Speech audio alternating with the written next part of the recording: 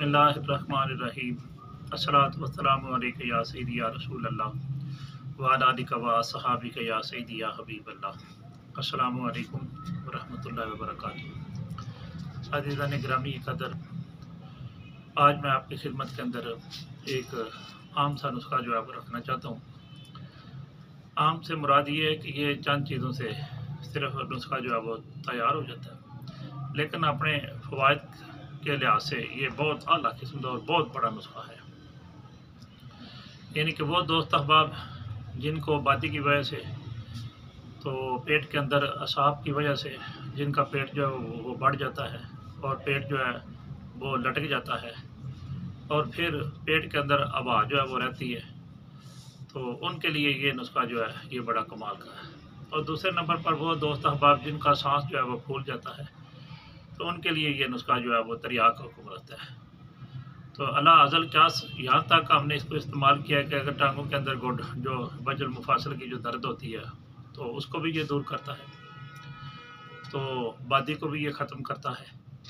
और इसी तरह अंदरूनी जो पुराने बुखार होते हैं, जैसे टाइफाइड वगैरह हो जाता है या इस तरह का जो जिस्म के अंदर हर वक्त थकावट रहती है तो और बुखार की वजह से सुस्ती रहती है, उसको दूर करने के लिए ये एक आला किस्म की मेडिसन है। और फिर बड़ी मज़े की बात है, इससे जो अजाबत बा फरागत है वो भी खुल कर होती है और कब्ज़ वगैरह जो है वो भी दूर हो जाती है। और अल्हम्दुलिल्लाह मैदे के अंदर जो तज़ाबियत वगैरह एसिडिटी पैदा होती है वो भी इससे ख़त्म हो जाती है। इसके बहुत सारे फ़वाइद हैं, मैंने तो चंद एक आपकी खिदमत के अंदर गिनवा दिए, लेकिन अगर मुख्तलिफ जो है वो बदरका के साथ इसको इस्तेमाल किया जाए तो ये मतलब एक लायक तबीब जो है, एक आज़िब तबीब जो है, इसको बेशुमार अमराज के ऊपर इस्तेमाल करवा सकता है।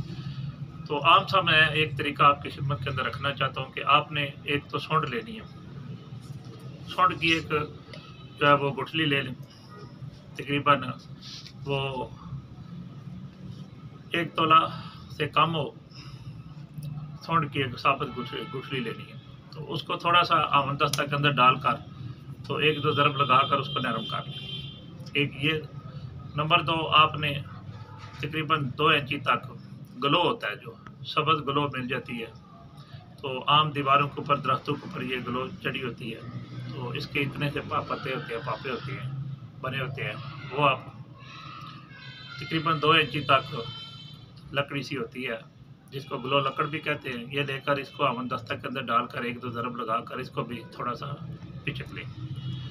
और नंबर 3, जो बड़ी वाली जो रीढ़ होती है, तो एक ये लेनी है आपने, इसको भी 2-3 ज़रब लगाकर तोड़ लें।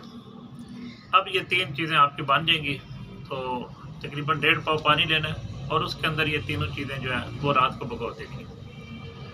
तो अगर स्टील का बर्तन होता भी, नहीं तो मिट्टी का बर्तन है, उसके अंदर आप भिगो दें। तो सुबह उठकर आपने क्या करना है, इनको पौन लेना है।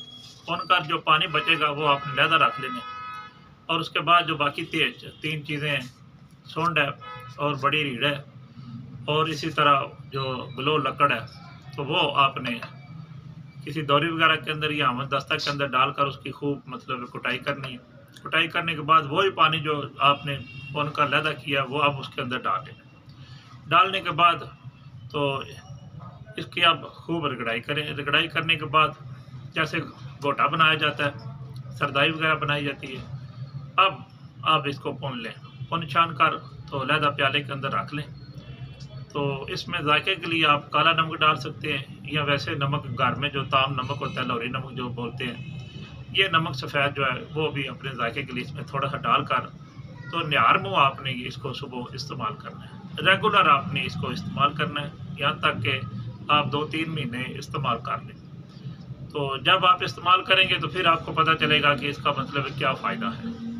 इससे अल्हम्दुलिल्लाह अल्लाह ताला के फजल व करम से जितने पेट के अमराज हैं वो दूर हो जाते हैं। जिनका पेट लटका हुआ होता है वो भी ठीक हो जाता है, श्लिंग हो जाता है और फिर बादी ख़त्म हो जाती है, जोड़ों का दर्द ख़त्म हो जाता है और अंदरूनी बुखार जो हैं वो भी भाग जाते हैं।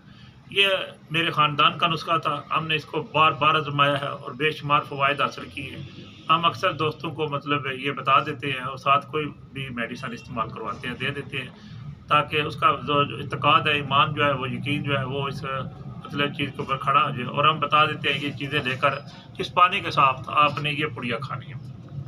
باقی نسخہ اصل میں یہی ہوتا ہے، تو بنائیں اور دعائے خیر سے یاد فرمائیں۔ میں دعا کرتا ہوں کہ اللہ تعالیٰ تمام مسلمانوں کو صحت عاجلہ و کاملہ عطا فرمائے، اور اللہ تعالیٰ میری صحیح کو اپنی پاک بارگاہ کے اندر شرف قبولیت عطا فرمائے۔